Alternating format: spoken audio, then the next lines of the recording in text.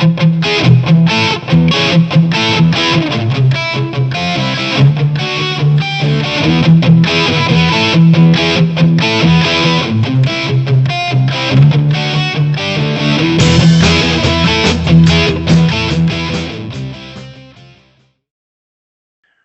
to Full Momentum and HEC-RAS podcast. I'm your host, Ben Carey. Here joining me, as always, is Chris Goodell for our 40th episode. Chris, that's a huge accomplishment, so congratulations to you and to you as well, Ben. Yeah, very good. Getting through 40 episodes of this. This has really been a really cool show. We've been doing this for 5 years now, and I'm proud to say that we're still going and still bringing RAS knowledge and conversations to the public, which I know garner a lot of interest. And I'm really excited to welcome our guest for this episode, Ryan Troy, who's with Schnabel Engineering, and really excited to have Ryan on the podcast. My understanding, Ryan, is that you've listened to the show at least a few times, and I know you approached us about potentially joining, so really happy to have you here today. Yeah, what did they say? A long time, first time? Is that there you go. Yeah. Yeah, absolutely. So Ryan's here today to talk a little bit about rain on grid modeling specifically, and we're really excited to kind of get into some topics and pieces of information that he's learned in doing rain on grid modeling in his career. So we thought he'd be a great guest to have on to discuss that. But before we get into kind of the nitty gritty of that topic, Ryan, do you want to introduce yourself to the Full Momentum audience? Yeah, sure. So my name is Ryan Troy. I'm a professional engineer and hydrologist. So that's something that not a lot of one aspect of our industry that not a lot of people are. And so I have about 15 to 20 years now of mostly water resources work in the dam safety space.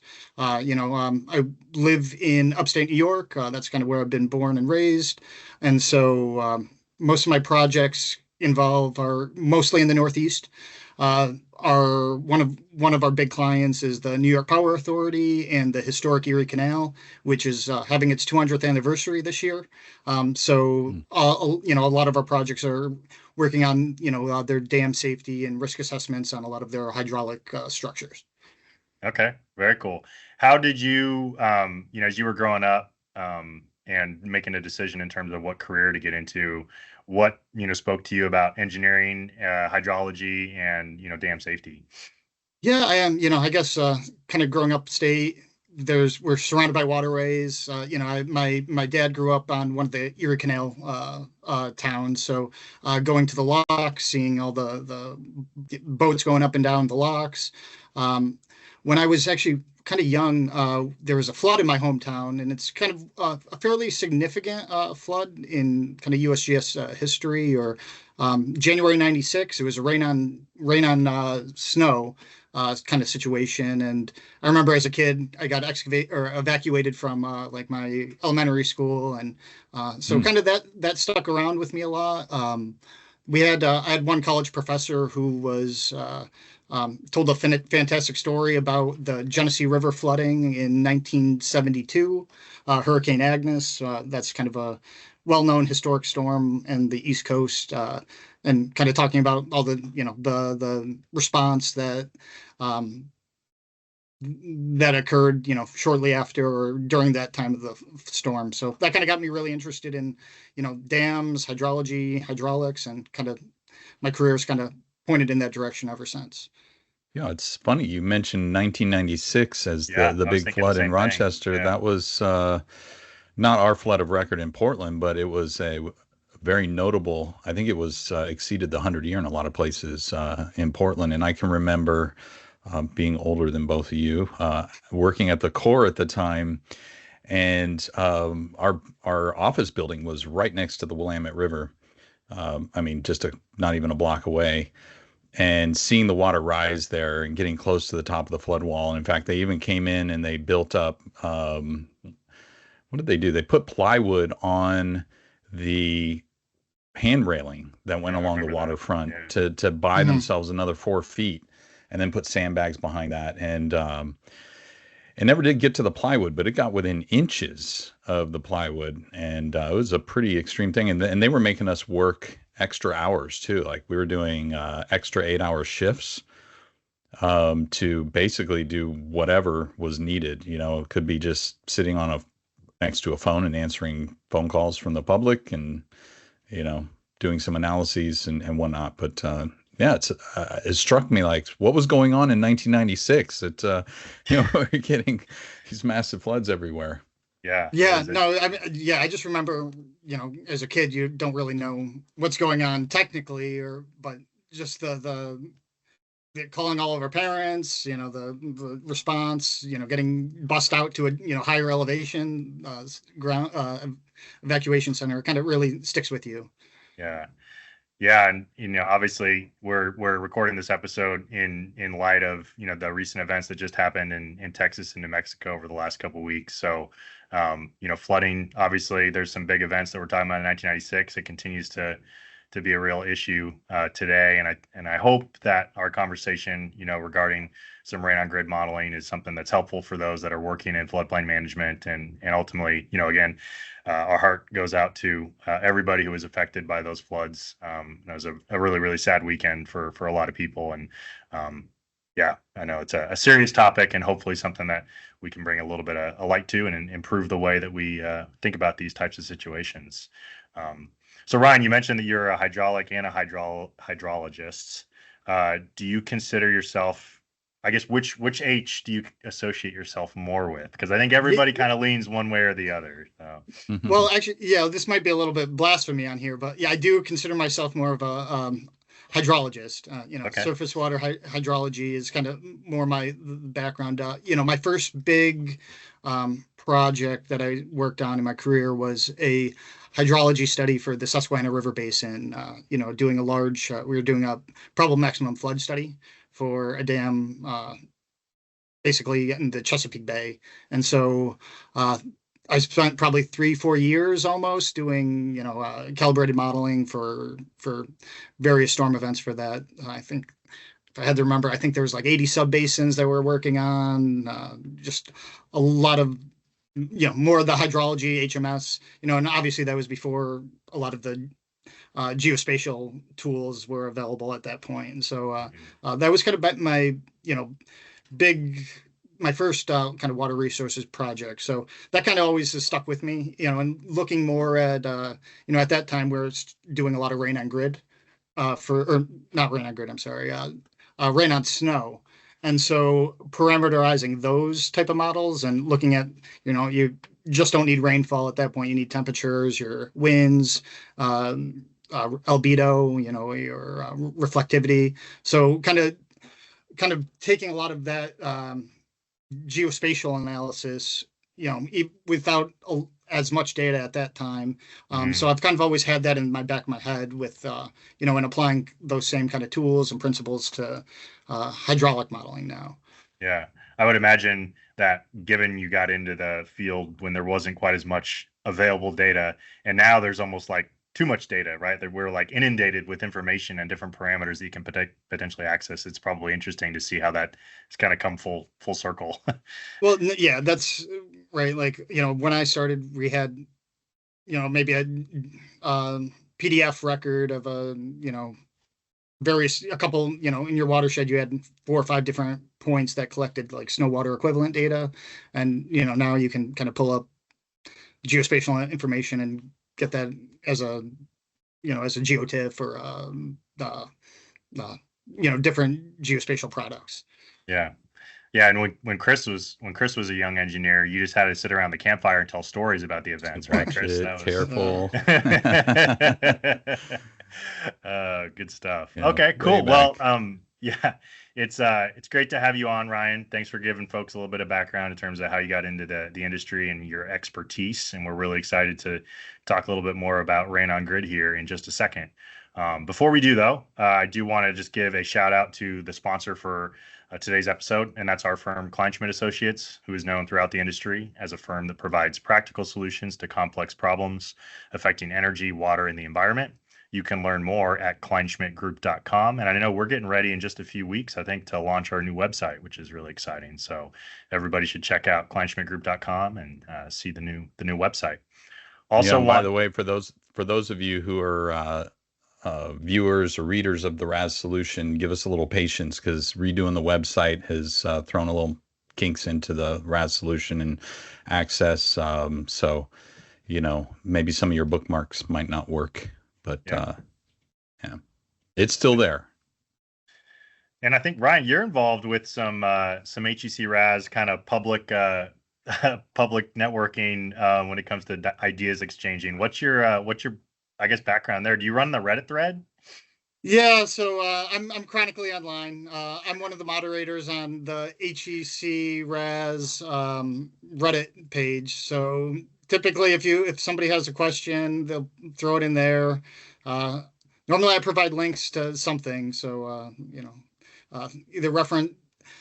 A lot of people use that. It's a great tool, but I think you guys kind of run into it a little bit. We see the red bars of death, and you need to provide a little bit of technical background. What's the solution, or what's the problem? What's causing this? And but yeah, I'm around. So if anybody you can find me on all the socials, and yeah. But that Reddit thread, the Reddit threads are really good. Somebody will always have an answer for you. One of my favorite ones that I see sometimes is somebody will get an error message and the model doesn't run. And, a lot of times you don't get a message at all. It just crashes, right? But occasionally you'll get a really good, helpful message.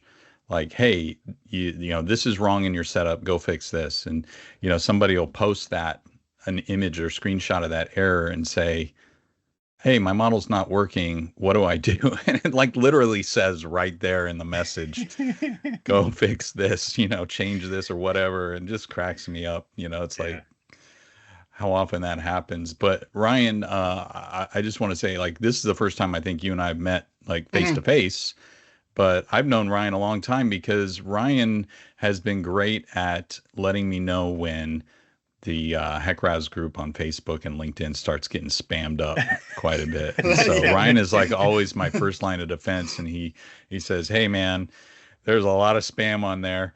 You may want to clean some of that out. And so I really appreciate that, Ryan, because obviously as you well know, I can't get in there all the time. And so, there may be weeks that go by, and meanwhile, somebody has just loaded up the site with spam. And so, I got to go in there and clean it up. There's one recently, somebody was on there trying to sell a bunch of books or something, which was weird. But yeah, well, I kind of get into it though. A lot of people, those, social media places, either LinkedIn, Reddit, your forums, if you're not an experienced user, or you don't know a lot of, getting into HEC-RAS, they're great forums to, ask questions, get troubleshooting. And so I really encourage people to use them. But yeah, we just need to police them a little bit sometimes. Yeah. How did you get into that, Ryan, in terms of, co-managing that Reddit page, and what do you enjoy about it the most?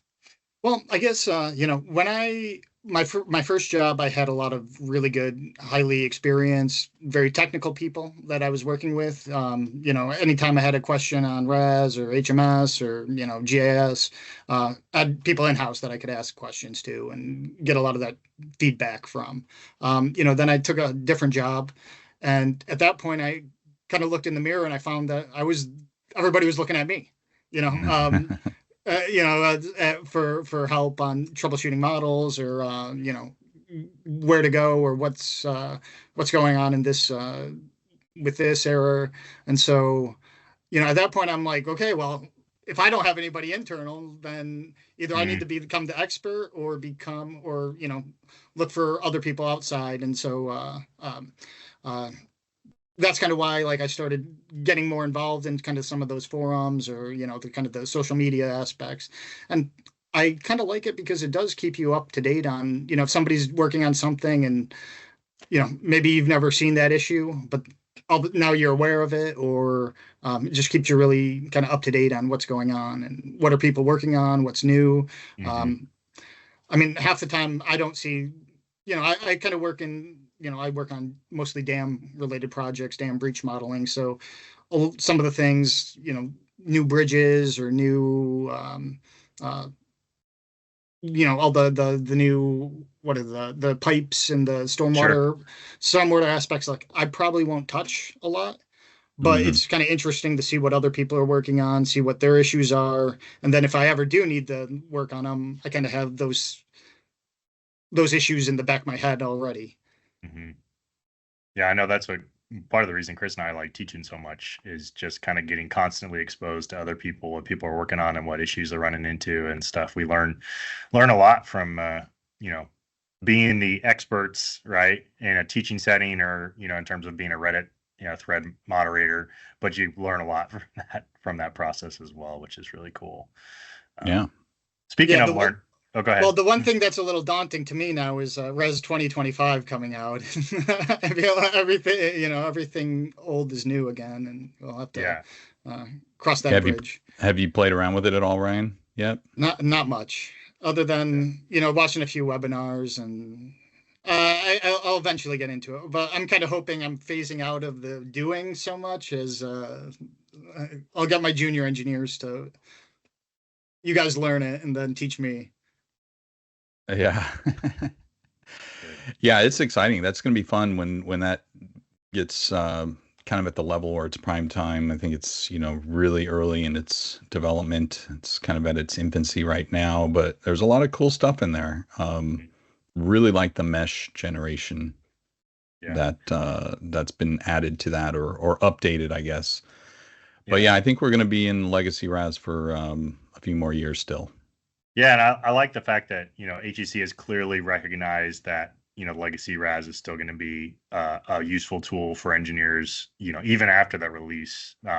Given the Yeah. fact of some of the backwards compatibility that they've built in, where you can generate your mesh in RAS 2025 and then export it to the existing legacy RAS version, I think that shows kind of an understanding that it'll be a transition. It's not going to be a cold stop, which is probably the way engineers like to operate anyway. A lot of people are probably going to be pretty stubborn about sticking with legacy HEC-RAS. But anyway, speaking about learning, I did want to mention before we transition to the primary topic for today, just our upcoming HEC-RAS training opportunities.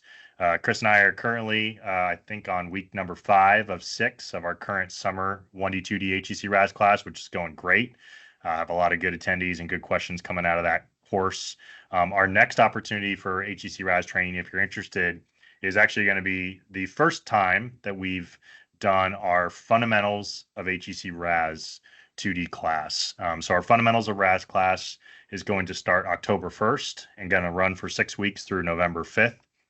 We're going to cover topics like an introduction to HEC-RAS. So if you're brand new to the program or if you have very little experience, this is going to be a great class for you. We're going to introduce RAS Mapper, which is going to be important to know about whether you're doing 1D or 2D RAS modeling. We're going to introduce building 1D models, building 2D models, talk a little bit about how those two models can interact, and actually you can combine 1D and 2D elements in the same model. Introduce steady versus unsteady flow theory. Talk a little bit about the computation options that you'll need to know at an introductory level, visualizing results in RAS Mapper for both 1D and 2D models, and then a very brief introduction to troubleshooting and calibration. Throughout that 6-week class, there's going to be hands-on workshops, so you'll have the opportunity to actually learn how to use 1D and 2D HEC-RAS yourself, and then we'll review those workshops during class. It's a really great class. I'm really excited to finally launch it here. It is the first of our 2-part HEC-RAS training series. So our Fundamentals of HEC-RAS class will be offered this fall, and then that will lead directly into our advanced HEC-RAS 2D class in the spring of 2026. So Chris, really excited to get going. I know you spent a lot of time building that curriculum up.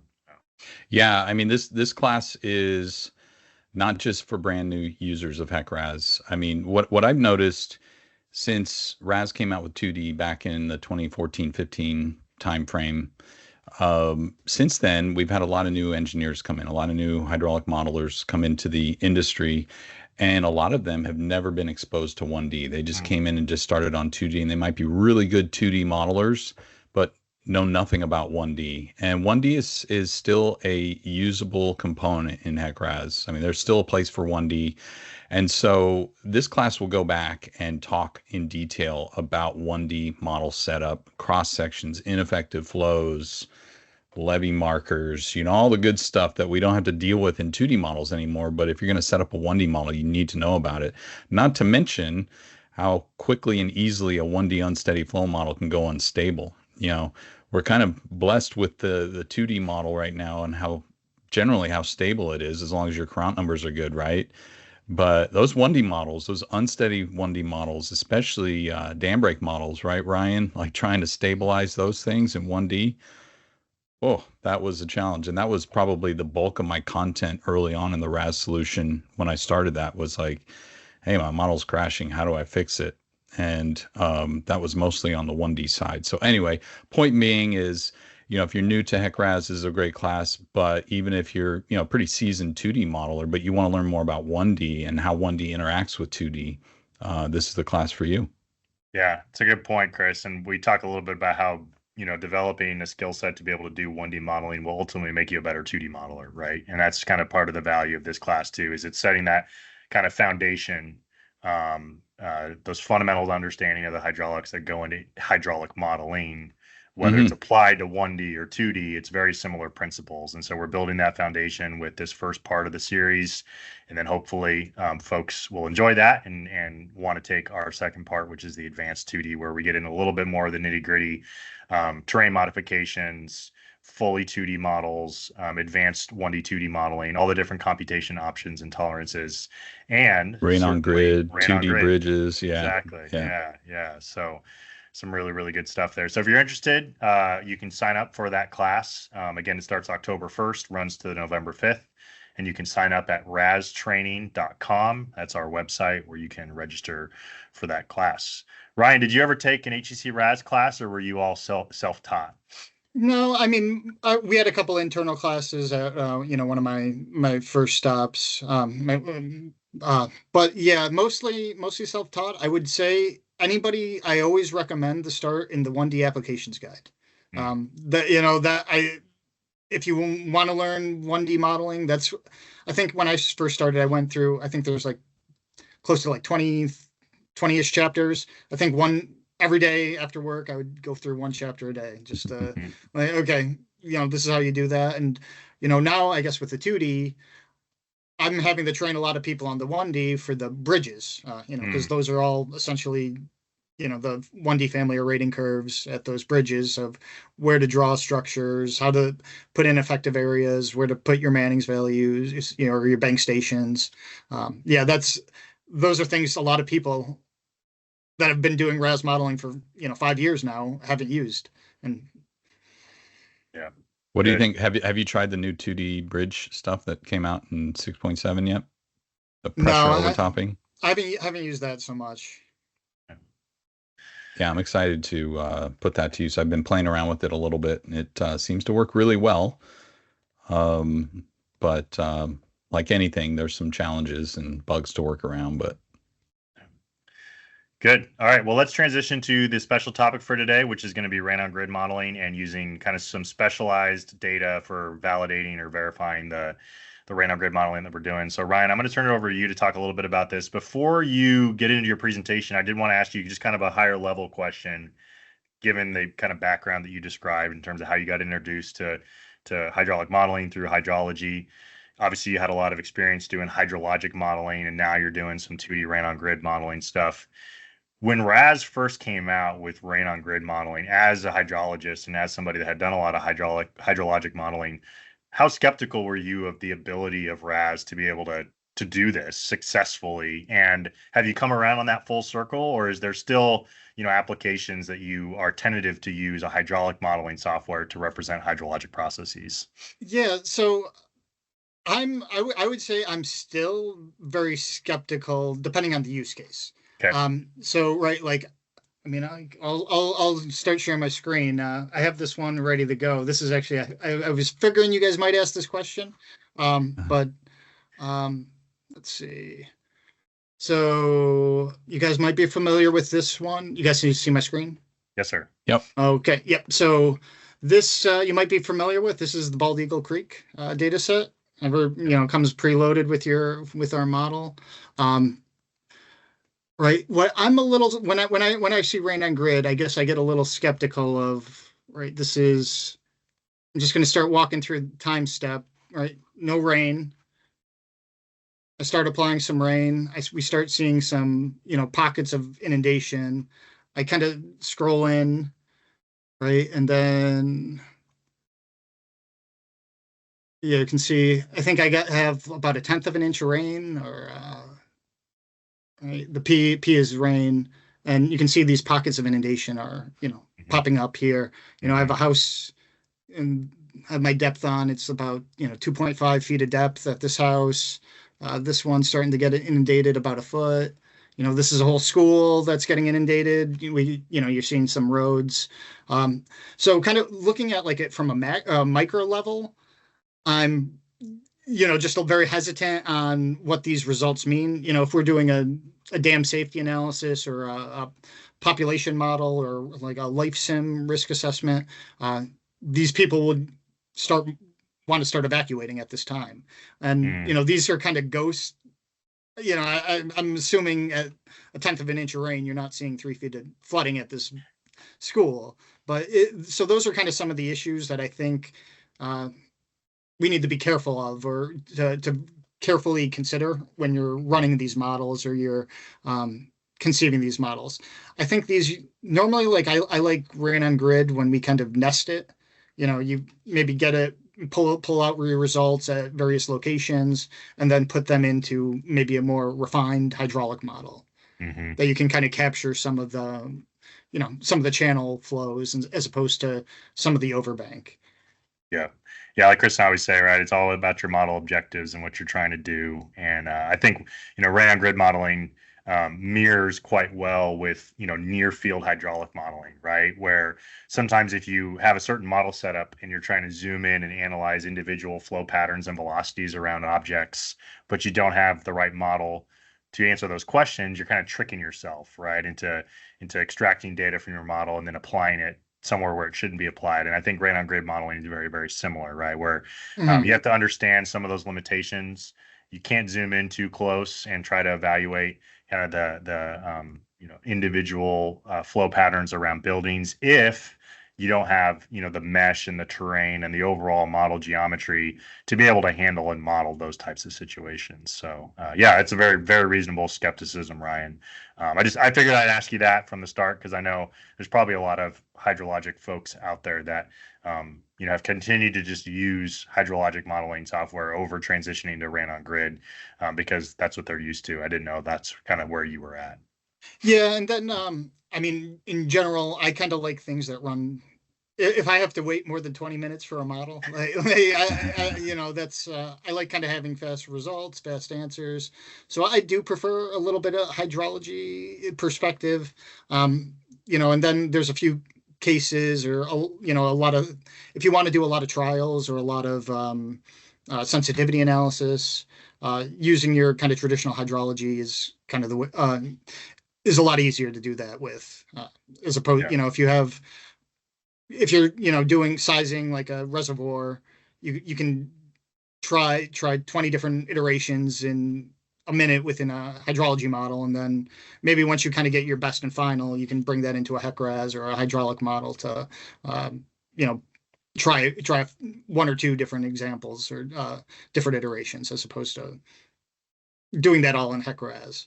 Yeah, I think one of the most important things to understand about what we're looking at when you do a rain on grid, I mean, this is the case for all models, but it's particularly exacerbated in rain on grid, is the render mode. So what Ryan's showing here is the default, I believe probably the default sloping render mode option. And it kind of gives you this false impression that you're raining on here, but everything's just basically collecting in these little pockets of water. But when you turn on the horizontal, it reveals what's actually happening. And you see, well, maybe not in this case, you might have to turn off the background imagery, but you actually have flow in all of these cells. Like when you do rain on grid, you get water in every single cell. But if it's on steep terrain, it just collects in one corner and you barely see it. but it's all interconnected. Everything's flowing across this terrain. But because you have sheet flow, the rendering into a sloping water surface doesn't always work out so well. And you get some odd looking results. So I think in particular with rain on grid, it's always important to at least take a look at the horizontal rendering at some point, even if that's not, probably the best one to show for your final product. But it's important to understand how that water is moving through the system with these rather coarse cells, Good. Yeah. And let me take a step back, because I realize that we kind of got into the weeds pretty quick there, which is good. But I do want to just, frame for people that maybe are tuning in to this episode and don't have familiarity with what rain on grid modeling is, what that even means, right? So if we take a step back, if you are familiar with HEC-RAS modeling, traditionally RAS modeling is done to evaluate how flow within river systems increases and decreases, what areas are inundated as water levels rise within those, primary conveyance ways, whether it's streams or rivers. And obviously in 1D RAS modeling, we're representing 1D channels with our cross sections. In 2D modeling, we're going to be mostly focused on kind of the river channel itself, and then how that river channel interacts with its connected floodplains. But then there's this other aspect of HEC-RAS modeling, which is relatively new to the software, and that's kind of pivoting away from a riverine focused analysis to a rainfall focused analysis. It could have, hydraulic riverine components to it, but really the idea of what rain on grid modeling is it's looking at, if we drop precipitation over this area, this drainage, how does that water, once it hits our terrain and our mesh, how does it move around? Where does it pond? How does it transition from shallow flow to deeper flow, and then eventually make its way into our channels? And it does this using the standard shallow water equations, which in and of itself is a little bit problematic, right? Because we're applying a equation set that's meant to be used for, riverine applications where you have, relatively deep flow, channelized flow, and we're applying it to situations in which you might have sheet flow or very, very shallow depths. And so that in and of itself creates a challenge. But what it does allow us to do is to get pretty quick idea of how a watershed might respond to a hydrologic event. And it can allow us to get hydraulic results such as depth and velocity within our river systems as the watershed responds to that rainfall. So if you're not familiar with rain on grid, that's a little bit of background in terms of what that means and how it can be useful. So with that, Ryan, I'll turn it over to you to jump into the topic, and then we can kind of go from there. Yeah, sure. Okay. This one. So we kind of did a little bit of background, but you guys know what river system this is? Well, I'm going to guess that's Rochester. Is that right? That is Rochester. If any, Chris, you might know this is the Kodak Center, or Kodak, the former Kodak headquarters in Rochester, New York. This is the Genesee River, High Falls. Maybe this is a trick question, but do you know what brewery is right here? Oh, let's see. Upstate New York. Give us a hint. Well, I said the name already, so it's based on the river. Oh, okay. It's the Genesee River. Yeah, Genesee Brewery. Okay. Yeah, that's right here. So they have a nice brew house overlooking the High Falls. It's great to sit out there in the springtime. This is probably about 1.5 miles from my house, so we kind of take a walk around here very frequently. But nice. Again, I'm from Schnabel Engineering. We're a geotech, dam, and tunneling engineering firm. I specialize more in the dam safety aspects of that. So, kind of getting back, maybe kind of what Ben was going for is maybe broad strokes, kind of talking about, HEC-RAS hydrologic modeling, overview. Right, we kind of have our terrain and our, our background information. Normally, that's our terrain. Our, us in the U.S., we kind of grab our land cover and soil data kind of from known sources. We use those in our model. Chris and Ben and me, we spend a lot of our time kind of in this, HEC-RAS part, refining our parameters, putting in the structures and our mesh, and then we get the results out. But I think what people a lot of time forget is kind of how interconnected this should be. If you get results, maybe you have to go back into some of the fundamental your inputs, your weather data, your meteorologic data. Maybe you have to go back into your mesh, refine your mesh.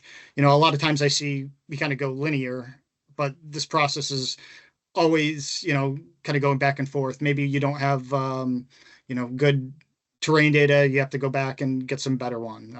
So it's important to remember that this is just they're very interconnected in this kind of this process. Yeah, I'll jump in and add something there, Ryan. I love this diagram just in terms of, like you said, kind of how everything interacts, and it's more of a circular process than a linear process. And one of the things that Chris and I always say is how important it is when you're building a model to start simple and then allow the results to help inform you where you need to add detail and complexity to your model. And I think this diagram does a good job of illustrating that, right? If we just follow a model development process in a linear way, we're likely going to end up either with a crappy model or a model that's way overly complicated. Versus if we approach something kind of in this circular iterative fashion, we can actually utilize our initial results to help us improve the background information that we're using that feeds into our model, as well as not overly complicate the model geometry itself. So I really like this image you have on this slide. That was the AI, so I asked AI to give me a good one, and that's what I had to kind of yell at it a couple times. But so one thing that I've been using, kind of maybe going back here, is kind of looking at the results. I've kind of found this a couple, satellite data products that not a lot of people seem to know about, but are very good in terms of identifying, areas that may have been inundated or are inundated following rain events. So this is actually, I think I saw this on like one of my scrolls, social media scrolls. This was kind of a image put together by USGS following a lot of rainfall within kind of the Midwest area. You can see this is what they call a false color composite image. So it's basically kind of takes various different portions of the visible spectrum, puts it in different into different colors, so we can kind of see highlight different things. So this was pre-rainfall event, post-rainfall event, and you can kind of see really highlights the various inundation that kind of has been that was caused by this. So that kind of got me, I looked at this and I'm like, this looks like a HEC-RAS model, or a result that you would see in kind of got me interested. I saw that this might be something I would see in ResMapper. So I decided to kind of take a little look and see if I can put a kind of a demo model together. Now, one of the things that I was looking at is, this is the entire Ohio River basin. So I didn't feel like doing a large model that big. So I kind of went through and I found kind of in this pocket, you can see that had a lot of inundation. There's a USGS stream gauge, Panther Creek. So I just pulled the data for that, just kind of looking at it, and I found that this was pretty interesting. There's not that much record into the gauge, but out of the, and this is from this last, from the spring, they had like 4,000 CFS. They had that 2 times in, 1 month period. And they've never hit that before in the period of record. So I kind of was a little interested in, what was going on here, or how this kind of put that model together, how that model would look. So, I just took, very simple. I kind of did a speed run at this, grabbed my watershed delineation, brought in my mesh, just very simple. From kind of, Ben, what you're saying, very simple at the beginning. I think I just used like 300-foot spacing, no break lines. If we look very carefully here, let's see, do I have my results? So I have one stream gauge here. I brought in my rainfall, from kind of typical data sources from NOAA. Put that onto the model, and let's see. I adjusted some parameters, and I got a pretty good calibration, right? Kind of, this is my observed stage. I didn't use any bathymetry, right? I just did, real quick, kind of used just natural terrain. There's my observed flow. There's my, flow. Yeah. I'm looking at this. I feel pretty good. Maybe if I wanted to spend a little bit more time, again, this is kind of why, your RAS versus your HMS, I could probably, try 30 different trials, adjust different parameters, and maybe get a little bit better fit. You guys have any questions on that? Yeah, so a couple that come to mind. One thing I just want to point out. So Ryan, you mentioned the fact that you had a gauge at a particular location, and you showed a line in there. I just want to point out to people that that's what's called a reference line, and it's a way for a user to extract stage and flow hydrograph information, for instance, at a particular location in a 2D model, which normally it's a little bit more difficult to do that. You have to do it either in RASMapper or using these reference lines. So that's a really helpful tool to be able to calibrate your model or verify your results compared to like a standard USGS gauge. So I just wanted to point that out. The question I had, you brought up, you said you use standard NOAA rainfall data. One of the things that Chris and I are always kind of wrestling with is how can we quickly get rainfall data for a particular event, for a particular area, and how easy is that to get? And it sounds like the way you said it, it doesn't sound like that was a huge lift. So do you want to walk through that process of maybe not step by step, but just in a little bit more detail? Yeah, so I always use they must have changed their HMS must have changed this on me. I have HMS precipitation data sets. They must have changed this on me.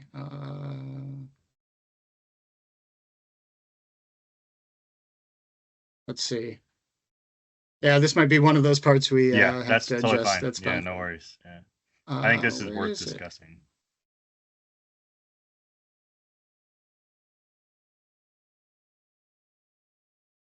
I'll make a note of that. 50 data sources. Here we go. Yeah, so generally I come to this HMS, kind of the HMS website, and they have done a very good job of, at least for US, in the US, of kind of putting together different data sources. So generally the first one I use is for certain projects is this AORC data set. So it goes back a little bit further. It's 4K, 4 kilometers resolution. It's very easy to get.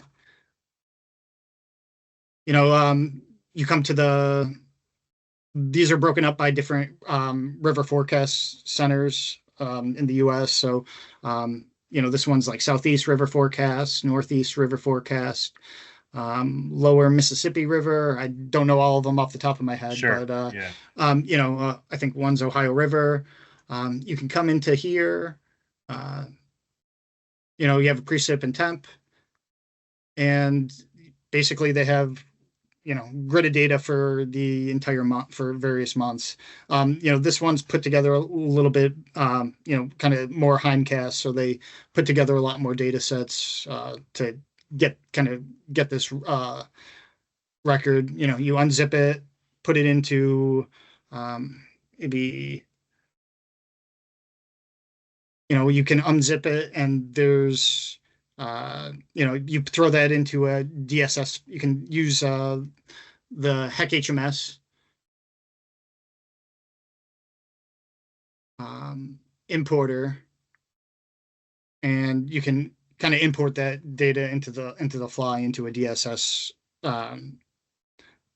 DSS project, and then you can use that as a wrapper into your HMS model, your HEC-RAS model, or whatever, what other Army Corps engineering products.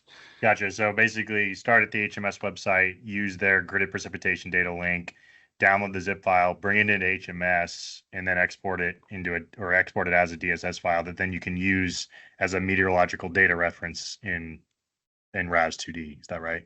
Yeah, that's generally the process. Okay, cool. There's the AORC is generally the preference. That's a kind of a little bit quicker and easier. This MRMS is more radar data based, and you can use that to get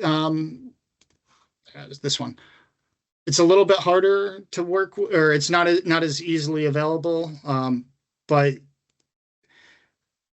you kind of have to go through multiple steps to get into it. Normally, you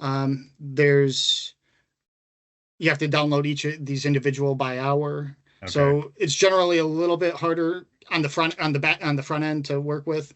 Mm-hmm. If I would normally start with the AORC data set, if that doesn't work for your project, or I would compare it against if you have a gauge in your watershed, kind of take a look at that first.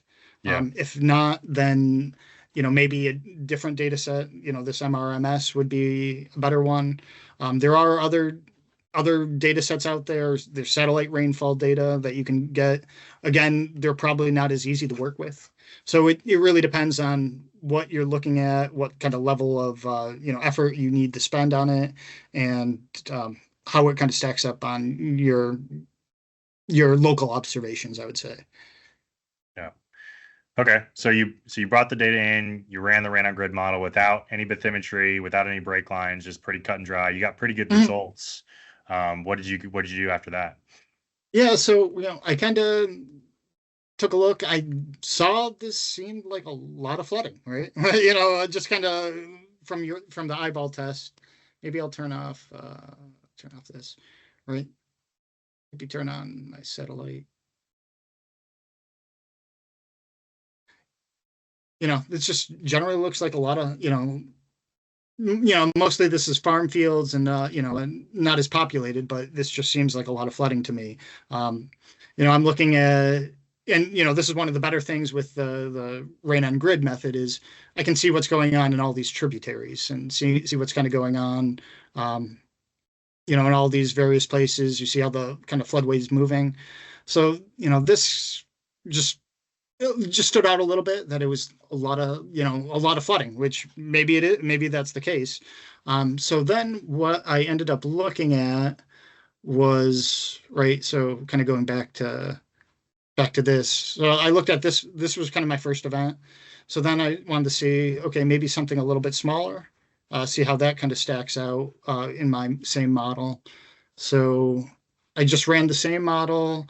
I changed up the infiltration parameters a little bit just because this was in March timeframe. So I figured they probably either ground was pretty much saturated or, already at capacity, infiltration capacity from over the winter time. So I ran that, and I'll pull this up again. Let's change my plans.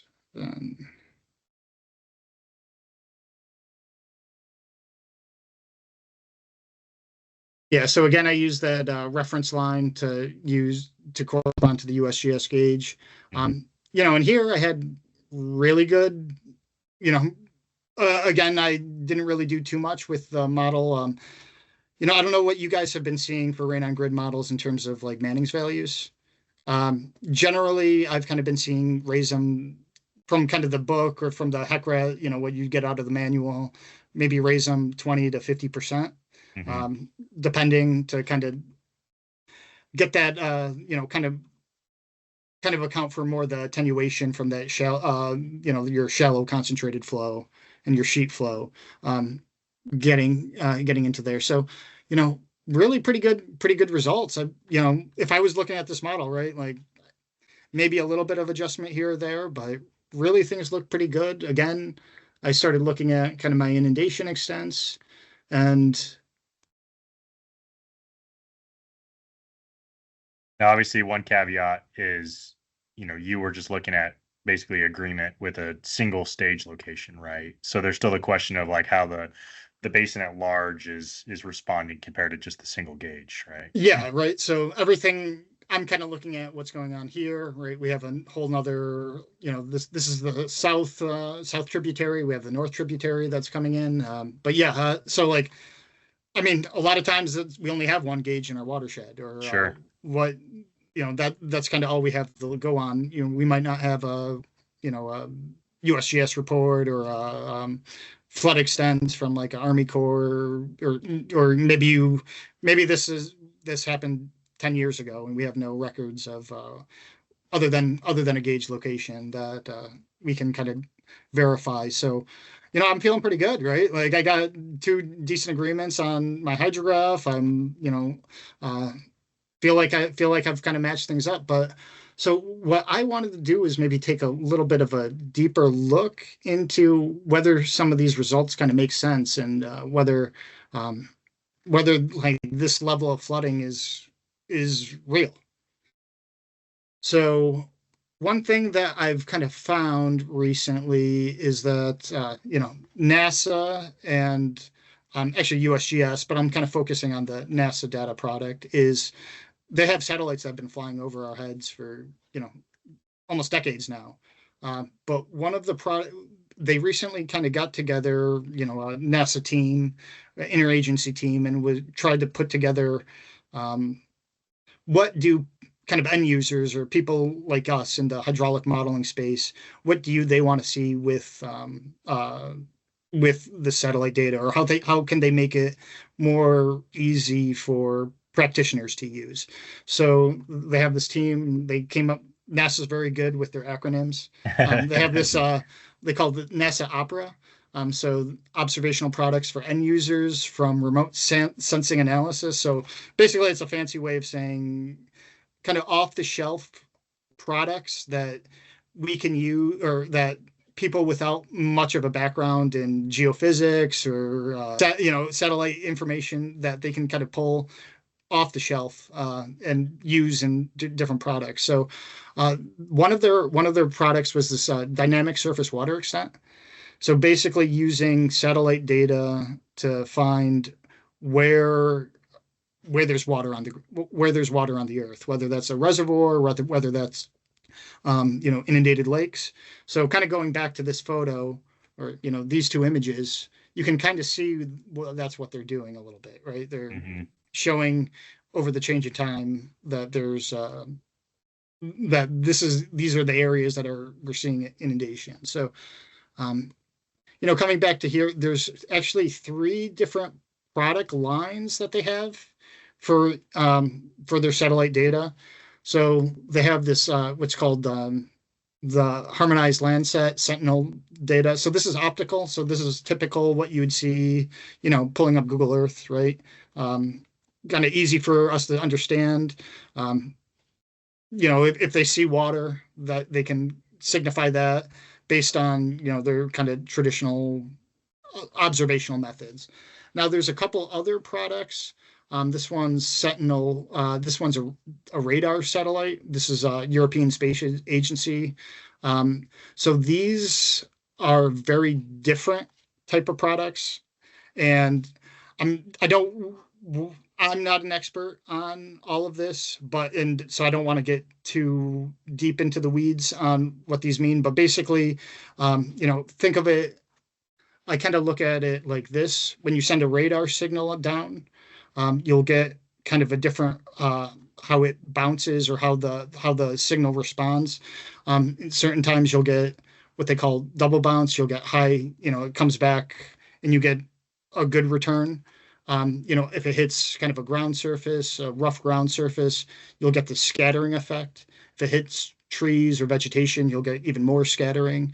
And so the signal that comes back is a lot different. Now, so this is kind of just an example of a radar backscatter image. So you can kind of see and this is corresponding to when they had a lot of water here. This is like an urban area, so you're getting a lot of this. You see, this is a lot whiter. You get a lot higher returns in your signal because you have a lot of this double bouncing off of buildings and kind of unnatural objects. Right angles and things that will drive that response higher back to the satellite. And here what we're kind of seeing is these dark patches. They correspond to inundated vegetation. So now your signal is, instead of it's bouncing away, so you're not getting that return to the satellite. But kind of in here we get a whiter spot in here, and that's because there's a vegetated layer with the trees, and you're getting that double bounce that's happening off of the tree, between the water and the tree. So though it's just a very different way of looking at it. So if any end users are, I would say, unless you're very familiar with synthetic of this radar imagery, to focus more on the typical optical sensors. As the reason why this radar, maybe the benefit of this radar is it can penetrate through cloud cover. So sure, that's why it's a good product. But just there, and we might be able to kind of get into one example of kind of the water detection algorithms are not as refined as kind of the optical ones. Yeah, plus it looks like the temporal frequency is less frequent too. So if you only get data every 6 days, you might miss the peak of the event that you're trying to calibrate to as well. Yeah, and that's always always the issue is you might not have data at the time that you're looking for, or you might only have data after, or and obviously for most optical, if you're not going to get a image during your storm event because of cloud cover. So these are, but they're actually with a lot of these products, normally they're staggered, so you might be able to get not continuous, but maybe once, maybe every 2 days, your area of interest might be covered by one of these. Gotcha. Okay. All depends on kind of the orbit. Now this is another radar mission. It hasn't launched yet. It was supposed to be launched, I think, like 2 or 3 years ago, but there's just been a lot of delays.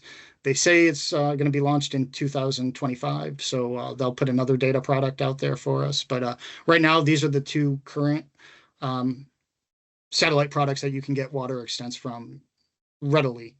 Mm-hmm. So what I'm seeing from this, Ryan, and this is really interesting. I'm glad you shared this with everybody. Historically and currently, a lot of people will go to Google Satellite. That's what I Bing do. Satellite, right? And if you're lucky, and you'd have to be really lucky, you might get some historic imagery from Google Earth that covers a flood event that you're interested in, right? If you're lucky. And we've actually been lucky on one of our projects before. Hurricane Harvey had it. Yeah, but most of the time you wouldn't expect to be that lucky. In this case, though, with every 3 days, I mean, there is a very good chance that, well, as long as your flood was, after April 2023, that there's a very good chance that you're going to be able to see at least some part of that flood. And if you can get a timestamp on that, then you're able to use that as a way to calibrate. Is that kind of what you're getting at here, Ryan? Yeah, exactly. And, they do have historical data that go, these are just when they've started these products. They do have satellite data that goes back decades. At some point, they might do a retrospective, or, they might calculate or if these are, if people are using them, they might back populate the kind of period of record to correspond to when they have all satellite data. Yeah, so maybe we can show. So I'll show. Yeah, so I mean, I think we've all, we all look at, kind of Google Earth. I pulled up this example. You can kind of see how patchy it is, right? Mm-hmm. This is, maybe you can kind of even look at it. There's different, it'll change over time, but you get these different pockets. You're not really 100% sure, kind of where this piece is coming from. But yeah, that's one of the downfalls of, relying on kind of Google Earth or, the traditional, and the one in HEC-RAS, you don't even have the ability to look at, over you time. get basically the latest imagery. Yeah. Whatever Google satellites got out. Yeah. Yep. So this is, this is one website I go to. It's NASA Worldview. Anybody can access it. They have kind of some walkthrough tutorials, but that you can look at, but it's just very easy to use in terms of what you want to put data on, and look at it, look at any satellite or satellite product that they have out there. I have kind of one populated, but right, like this is my area of interest. Here you go to add layers. You can type in, they have one for flood. So you can come up here. They'll have this. They already have the dynamic surface water extents for their products. Now, I've had a little bit of issues using this recently. Like the tiles don't come in very nicely. But they already have those two products that I've been talking about, the optical and the radar one, already on here. You can add those as layers. You can add those as layers. I like to add, and I kind of have this on my other one. I like to add, just your satellite imagery. So you come to add layer. I'll search. This is the USGS one, is Landsat.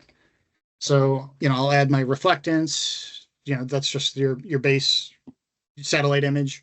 You can that's for, if you type in Landsat, normally this one comes up.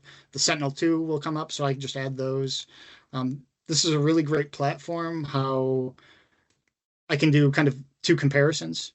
Oops, let's go to here. What is this? Yeah, so, oh, sorry, I'm on the wrong one.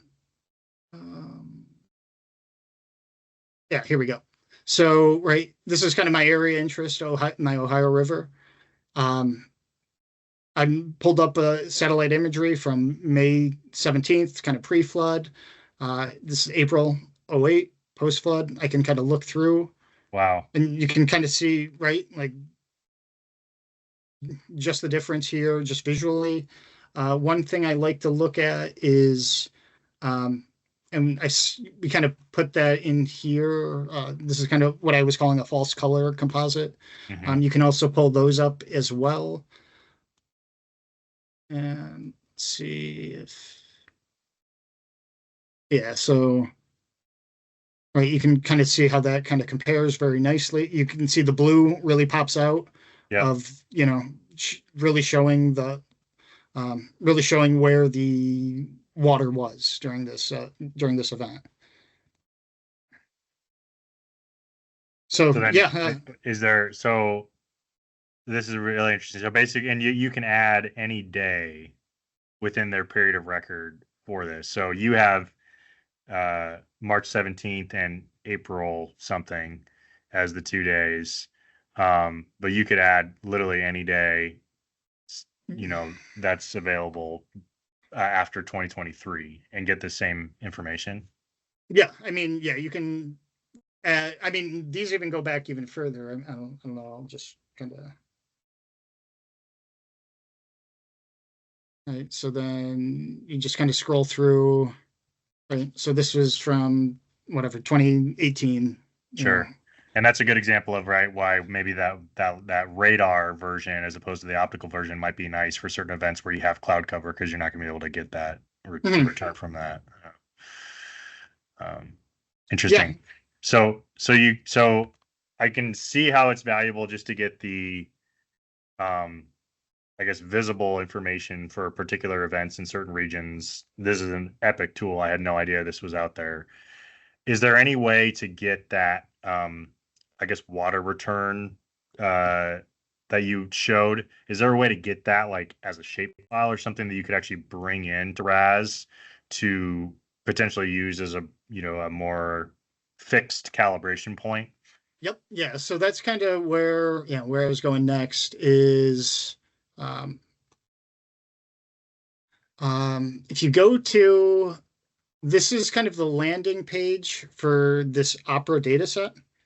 So if you go to here, there's, if you Google, NASA Opera, you'll come to, there's a few different products that they have, but we're kind of talking about the dynamic surface water extents. And so they have this landing page that, discusses exactly kind of what they're doing. They're mapping pixel-wise surface water detects using optical and radar imagery. So these products are all available like here. I always encourage everybody, if they're using this, to read the specification document, and we'll maybe walk through that a little bit. But yeah, this is the one for the optical, and then they have the same one for the radar one here. But yeah, then you go to this Earth data search function, and this is a quick thing pops up. It's so I clicked on the one for the optical version. Right, again, this is very easy to use. You set some time frame, so I'm going to do April 1st, April 10th, apply. You give it you can either bring in a KMZ or a KML or some type of shapefile. I mean, easiest one is just way to do it is just to knock out a point and do a circle. Sure. And then it'll start, then it gives you a couple options of what you want to look for. We're going to look for kind of this harmonized Landsat data set, which is our optical imagery. Click that, hit search. And that's right. So you can kind of see what's happening here is we're starting to populate. It's going through, it's finding all the tiles that intersect with our circle, with our geographic location, and during our time frame. And so that's essentially it, in terms of like searching for the product. And, just say, so I'm kind of hovering over, it'll pop up kind of the area. So this is April 8th. You can kind of see, once you figure out the kind of naming conventions are a little long, but, generally you can kind of figure it out. It says, what the mission is, the time. This is the time it was processed. This is Sentinel 2A, so 30 millimeter resolution, version 1. I would say, again, read that product through the product specification guide. That'll kind of give you a lot more of the details, but generally it's right there. We come here, so we can click. So I kind of downloaded this is kind of what the product, this is kind of what the product looks like.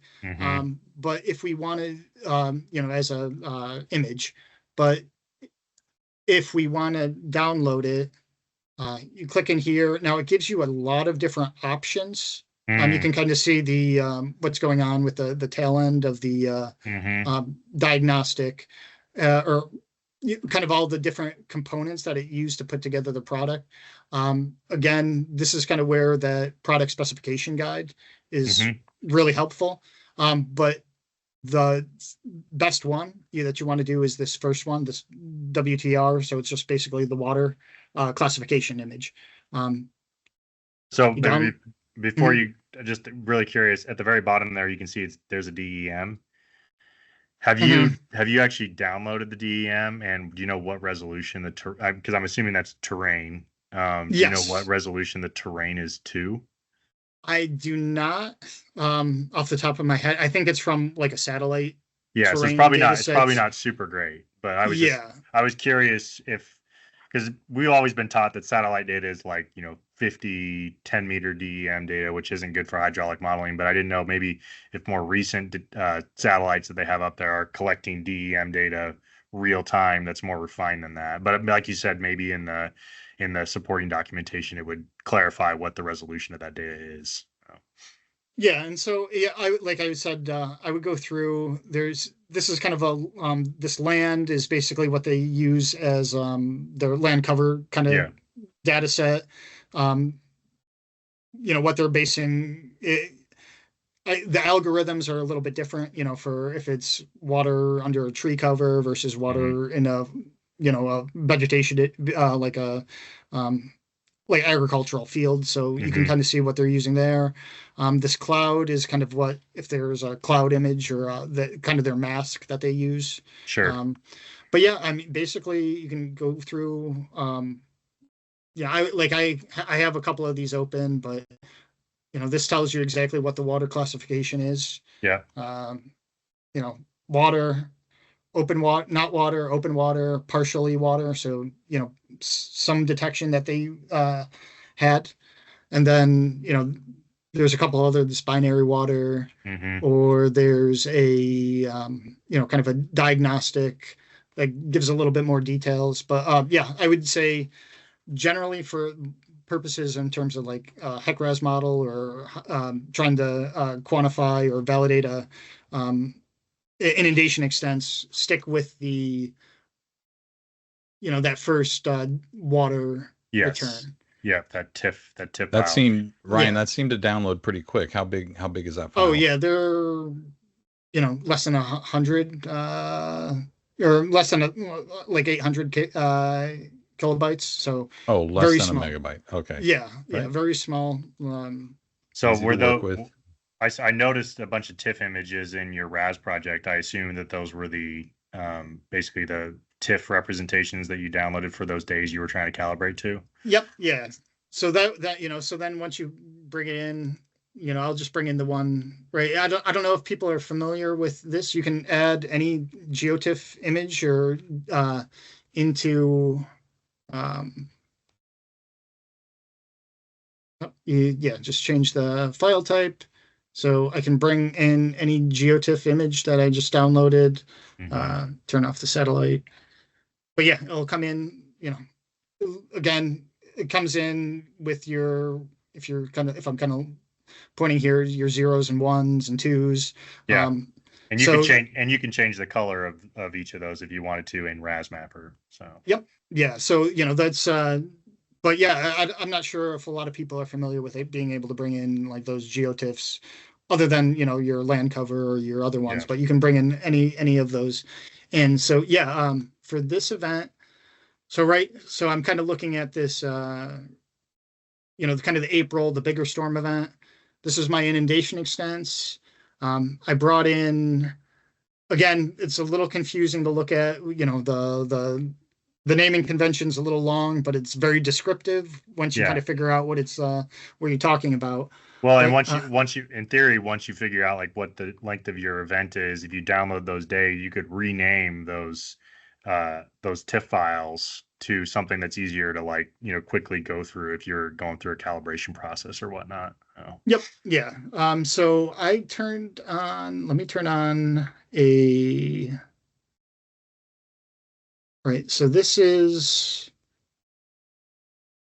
when I search, so one I have here, so I'll kind of turn off this. So this is, I kind of reclassified it, changed up the figure, or changed up kind of what the image looks like a little bit, to better represent. So my one is like 100% water, right? Or what they definitely classify as water. Sure. Two is kind of partially water, or maybe, how that looks. So, and again, I'm kind of, these are in points in time. They're not, they're not peak, they're not the maximum in extents. They're just at that time of the observation. But, I turned this on, and I'm going to turn on my, my depth raster. Yeah, you can almost just kind of toggle those back and forth. Yep. Yeah. Do you actually get the timestamp, Brian, from the website with these? Yeah, so that's actually tiles? right on. Yeah, it's right on. Oh, there we go. Okay, good. Yeah, I mean, generally, you'll kind of realize that. Again, the one important thing and is confusing is these are all on like Zulu time or Oh. so whenever you're transferring or UTC or different prime meridian time. So yeah, if you're working with a local USGS gauge, maybe your rainfall is in a local time, just to make sure everything is translated over to the one time step. So like you can see, this is uh, April 7th at 16:30. So I'll kind of go to that time. Yep. Right. And so might be a little bit after my peak, but still it's right. We calibrated to this gauge. And now I'm kind of looking at my inundation extents, and we'll kind of turn on, turn off. That's again, freaking cool. So right, like I'm feeling pretty good. Feeling pretty good about this one. Yeah. And so again, I guess just to take a step back for people that haven't done this type of thing, we went from wanting to model and calibrate a model for a larger watershed. We had a single calibration point in the upper portion of one of the contributing areas. And even though that was matching up well, no hydraulic engineer would look at this and say, that's a complete calibration process. There's still way too much area that we're not sure about. But the tool that Ryan's uncovered here is we can use some satellite imagery and some satellite diagnosis of basically water returns and get, specific calibration data for anywhere in the U.S. for most days. And so as long as you don't need, particular calibration data for a smaller watershed that maybe you need, the event at a particular hour, that might be hard to get. You might have to luck into that a little bit. But if you're doing larger watershed modeling, not just right on grid modeling, but really hydraulic modeling in general, this seems like an epic, addition to our bucket of calibration data sources. Yeah, one thing I do want to this is global, so it's so our friends in Cray and our friends in Australia and elsewhere, they can pull up this data too, available anywhere. The one thing that I think is especially useful is, a lot of times I'm looking at like a reservoir, water surface area in a reservoir, and you're going to get a lot better return, if your river is only 100, 100 meters or 300 feet across, you might not be able to pick up a lot of extents there, but you will see that in, maybe a larger, like a fairly decent sized reservoir, pond, or lake. Yeah. So again, larger scale models are going to be more benefited by this as opposed to if you're looking at a smaller scale study. Not only is the timing potentially not going to match up for you, but you're probably not going to have as good a returns in terms of analyzing inundation. But nonetheless, that is really, really cool, Ryan. So we only have a few minutes left, Chris, but go ahead. Yeah, I got one request here for the brain power in the group. Is there a way to extract the NASA data onto a profile line to compare to your computed data? Can we do that right here in RAS Mapper? So because I think you can only pull results right onto a profile line. Well, you can pull terrain. And terrain, right? Terrain and results. But yeah, it would be really cool if you could pull map layer data onto a profile line too. But there's no associated water surface elevation with that, Chris. Yeah, these are just depths. Are basically like binary. They're not even depths. It's just returns. It's either yes, there's water here, or no, there's not. Yeah. Oh, I see. Okay. Yeah. Well, yeah, that makes sense. So it wouldn't be a quantitative calibration point. Yeah. It Okay. Gotcha. It would be a qualitative calibration. So we're just strictly looking at inundation extents in this case. Which for 2D modeling, especially 2D rain on grid modeling, is That's great. Kind of exactly what we need. Yeah, exactly. Yeah. Well, do we have a few more minutes? Because there's yeah, go ahead. Yeah. Okay. So, right, any good model, right, you should calibrate to multiple events, right? So, this was kind of that April event that I looked at. Sure. And we'll look at results. So if this is, I'll turn this one off. I did the exact same process, went through March timeframe, and again, I'll kind of line up the time period, but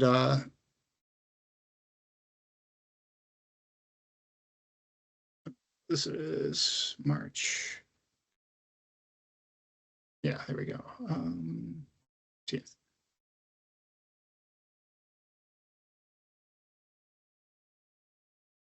Right, so now do you guys notice any issues here, major problems between the two? Yeah, it looks like this one is your model is over predicting the inundation compared to the NASA image, compared to the other one, which seemed pretty spot on. Yeah. So, I mean, I'm kind of, when I kind of look at it, I see this whole kind of bowl, this area. Was there cloud cover in those areas? Is that why?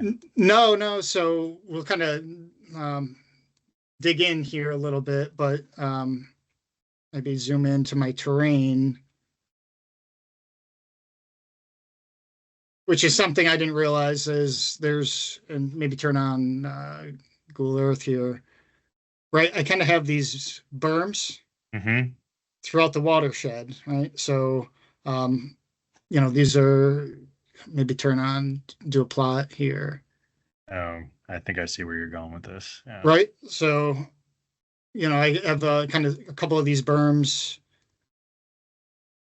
Yeah, they're basically levee protected areas, more or less. Yep. So, right, when I turn on my surface water extents,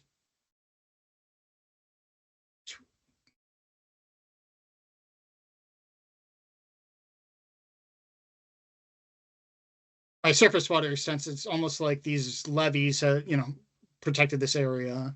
Yeah. And then my results show this inundation. So now, to me, so what I did is just turned on a, so I just put a protected area. I reran the model, didn't change anything else. And I'll turn on those results. Is that just a break line or is that a structure? I just put a break line or maybe a refinement region or something on that. And, looking now, we look at my results. Yeah.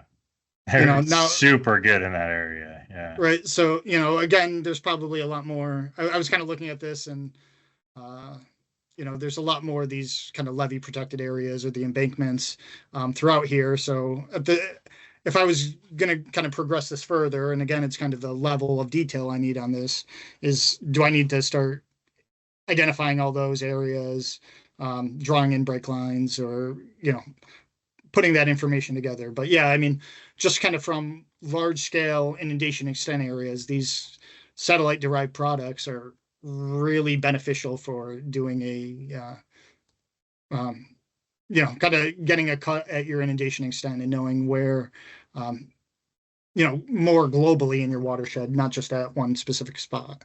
And Ryan, from start to finish, when you said, okay, I want to do this, I'm going to build my model, I'm going to download this data, I'm going to run a simulation.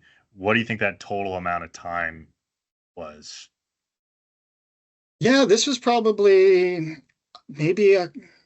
probably like a couple hours to do, to get the model, get the model, get the soils, terrain, but most of the stuff you can kind of, pick in, the tools, going through, doing a little bit more refinement, looking at some of the satellite data that, again, that was just, we went through how I would do that is, we just downloaded one, off right here. So it's the same process. It's really not much more effort than going through the website, doing the search and downloading and bringing it in. Yeah. Well, I know HEC's obviously added the ability to add USGS terrain directly to HEC-RAS through RASMapper. Maybe one day we'll have the ability to add, NASA water return data directly to RAS. That would be a pretty cool kind of calibration interface. That's one thing. Yeah, maybe Anton, is he the one that works on that type of stuff? Is it well, a lot of those guys work on that. Okay. But yeah, Anton's one of them for sure. I did want to point out that there is this NASA data set, and I kind of briefly maybe went over it, but this Landsat 8 is the optical one. There's also a Landsat 9, which for some reason isn't included into this NASA data set. But that's a similar product, not 100% the same, but is available on USGS. Again, it's the same, this Earth Explorer. It's the same type of search, geographic, time, geographic. It's under this level 3, this dynamic surface water extent, but it's essentially the same product. Have you found that one's better than the other? No, I mean, I think I have. They're generally the same. It's just a extra satellite that's not included in the other one. So you might get have a little bit more coverage, temporal coverage over that period. Okay. Cool. Well, hey, Ryan, this has been really great having you on today. I feel like we could continue this conversation for another few hours, but we do have to wrap up the show for now. But this is interesting enough, and I'm intrigued about using this on some projects that we're working on right now that maybe we can circle back in a few months or a year and talk about other kind of developments, uses that you found for this, because I think it's a really cool tool that I had not heard of before. So thank you for coming on. Chris, did you have any other kind of last questions for Ryan? I just want to thank you, Ryan. Thanks for jumping on. This is the kind of stuff we like to include in the podcast, stuff that people are not aware of that can really improve their modeling experience, whether it be on, input data or calibration data, which you showed us a little bit of both today. So really appreciate that. Great meeting you in person, and keep letting me know about the spam. Yeah, definitely. Yeah. And we'll include the links to the websites that Ryan's shown here in the description of the video. So if folks want to access that, we'll include those. And yeah, again, thanks, Ryan. This has been really, really cool. I'm extremely excited about going and trying this out. Yeah, me too. Certainly rain on grid modeling is kind of the cutting edge of where HEC-RAS 2D is at. And now we have another tool to potentially use to improve our processes with that. So really appreciate your time. And do you have any parting remarks? No, if anybody has any further interest, or there are other coarser, there's other satellite data products that are similar, but maybe a little coarser, but they have better temporal coverage. But if anybody is using this or has questions about it, feel free to reach out. I'm, like I said, I'm chronically online, so if anybody can find me on the various social HEC-RAS and hydraulic and hydrologic forums. So cool. Feel free to reach out. Check out the HEC-RAS Reddit thread and give Ryan a hard time on there. We'll make sure that the episode of this recording gets thrown on the Reddit thread there. But anyway, this has been great. Thank you, everybody, for listening in and tuning in today. This has been episode 40 of Full Momentum and HEC-RAS podcast. Until next time, thanks, everybody.